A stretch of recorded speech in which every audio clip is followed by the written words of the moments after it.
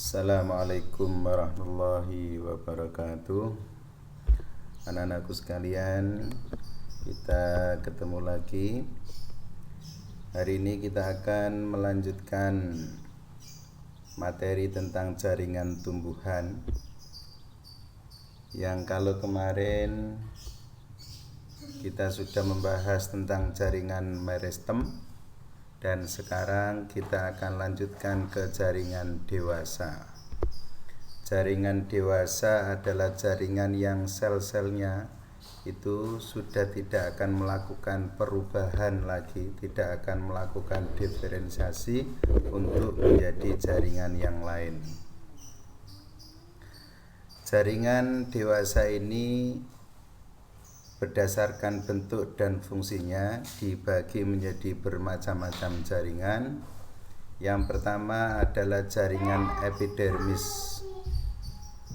Jaringan epidermis ini adalah jaringan yang letaknya paling luar dari jaringan-jaringan yang lain. Yang jaringan ini tersusun dari sel yang masih hidup, terdiri hanya satu lapis saja. Jaringan epidermis itu tidak memiliki klorofil karena jaringan epidermis itu berfungsi sebagai pelindung. Sel-selnya itu rapat sehingga tidak ada ruang antar sel di antara sel satu dengan sel yang lainnya. Dan jaringan epidermis ini mampu melakukan modifikasi perubahan bentuk menjadi bentuk yang berbeda. Seperti kalau pada daun itu ada stomata, dan stomata itu adalah bagian dari jaringan epidermis. Kalau di batang itu bisa membentuk duri. Duri itu adalah bagian dari jaringan epidermis. Begitu juga kalau pada akar ada rambut akar. Rambut akar itu masih termasuk daripada jaringan epidermis yang memodifikasi bentuknya menjadi bentuk yang lain. Berikutnya, jaringan yang kedua adalah peridermis. Adalah jaringan yang berfungsi sebagai pelindung bila mana jaringan epidermisnya itu mengalami kerusakan, atau pada tanaman batang yang sudah tua epidermisnya itu akan rusak, yang kemudian akan diganti dengan jaringan yang lain yaitu peridermis dengan memiliki fungsi yang sama seperti epidermis. Jaringan peridermis atau jaringan gabus itu terdiri dari velogen atau cambium gabus yang mampu membelah diri atau bersifat embrional. Kalau dia membelah diri ke depan itu akan membentuk velum, tapi kalau pembelahannya ke belakang, ke dalam, itu akan membentuk veloderma. Sehingga jaringan ini lama-kelamaan itu akan menjadi tebal. Kita bisa lihat seperti tanaman mangga kalau sudah tua, itu bagian luarnya itu tebal dan keras, itulah peridermis. Berikutnya adalah parenkim atau jaringan dasar. Jaringan ini itu ditemukan di banyak lapisan pada organ batang maupun organ akar. Bisa ditemukan di bagian mana saja, makanya disebut dengan jaringan dasar. Jaringan ini terdiri dari sel yang masih hidup, ukurannya besar, dindingnya tipis. Bentuk parenkim itu tidak teratur atau persegi 6, sehingga sehingga di antara sel satu dengan yang lainnya itu ada ruang antar sel. Itulah ciri dari jaringan parenkim. Memiliki vakola dan vakolanya banyak. Karena parenkim itu memiliki banyak fungsi tergantung letaknya ada di mana. Seperti parenkim asimilasi atau yang disebut dengan klorenkim, yaitu parenkim yang banyak dijumpai organ klorofil, sehingga di parenkim ini berfungsi sebagai tempat fotosintesis. Ada juga parenkim air, yaitu parenkim yang fungsinya adalah untuk tempat penyimpanan air. Ada juga parenkim udara atau aerenkim, yaitu di dalam parenkim dipakai untuk menyimpan udara. Contohnya pada tumbuhan teratai itu bisa mengapung di air itu karena banyak dijumpai aerenkim. Jaringan yang keempat adalah kolenkim. Kolenkim ini adalah jaringan penguat. Terdiri dari sel yang masih hidup. Dindingnya, ciri khasnya itu mengalami penebalan tapi tidak merata. Di bagian sudut-sudut saja, maka disebut penebalan sudut. Itu ciri khas yang dimiliki oleh kolenkim.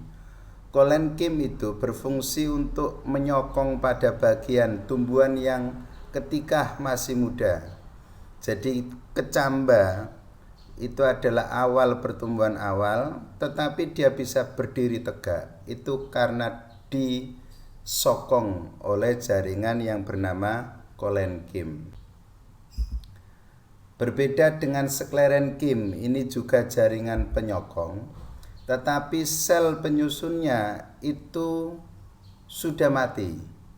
Jadi di dalam selnya itu sudah tidak ditemukan protoplasma, sehingga tidak bisa membelah menjadi banyak lagi. Dinding selnya mengalami penebalan kuat dan mengandung lignin. Nah, lignin inilah komponen utama kayu. Kayu itu bisa kuat, pohon jati bisa kuat, itu karena sklerenkimnya, karena di dalam sklerenkim di dinding selnya terdapat lignin.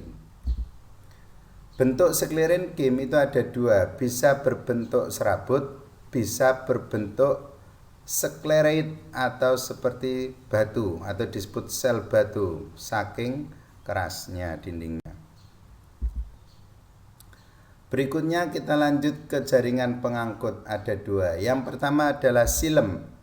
Silem itu jaringan yang berfungsi untuk mengangkut air dan mineral dari akar ke seluruh tubuh sampai ke daun.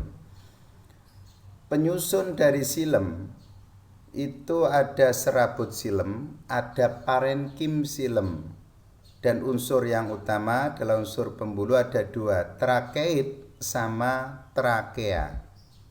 Bedanya apa? Trakea itu adalah sel penyusunnya itu lebih besar tetapi lebih pendek. Sedangkan trakeid itu merupakan sel yang sudah mati berbentuk tabung yang panjang tapi ukurannya lebih kecil dan ujung-ujungnya itu meruncing. Itu adalah trakeid. Kita lanjut ke 7, yaitu floem, juga jaringan pengangkut, tapi yang diangkut adalah makanan hasil proses fotosintesis untuk diedarkan ke seluruh tubuh sampai ke akar. Floem itu tersusun atas unsur-unsur tapis, sel pengiring, serabut floem, parenkim floem. Sel tapis itu berbentuk tabung silindris, dan di antara sel satu dengan sel yang lainnya itu terdapat dinding sel yang berlubang-lubang. Itulah yang disebut tapis atau membentuk seperti saringan. Maka nama lain floem adalah pembuluh tapis. Berikutnya adalah tipe jaringan pengangkut. Berdasarkan posisi silem dan floem itu dibedakan menjadi 3. Yang pertama adalah tipe kolateral. Tipe kolateral itu ada 2. Kolateral terbuka itu bila di antara silem dan floem itu terdapat kambium. Contohnya itu pada batang dikotil. Kita bisa lihat gambar berikut. Nah itu bagian gelap itu disebut floem. Di antara itu ada bagian agak terang itu kambium, baru berikutnya ke dalam itu silem. Ke dalam lagi disebut empulur. Kolateral yang kedua adalah kolateral tertutup jika antara silem dan floem tidak dijumpai kambium. Contohnya pada batang monokotil. Dan jaringan pembuluhnya itu menyebar. Tipe yang kedua adalah tipe konsentris. Ada 2 juga, yaitu konsentris amfikibral, yaitu apabila silem berada di tengah, kemudian floem mengelilingi silem. Itulah yang disebut amfikibral. Contohnya pada tumbuhan paku. Sedangkan konsentris amfifasal itu floem yang di tengah dikelilingi oleh silem, kebalikan tadi. Contohnya adalah pada tanaman lidah buaya, bawang merah dan bawang putih.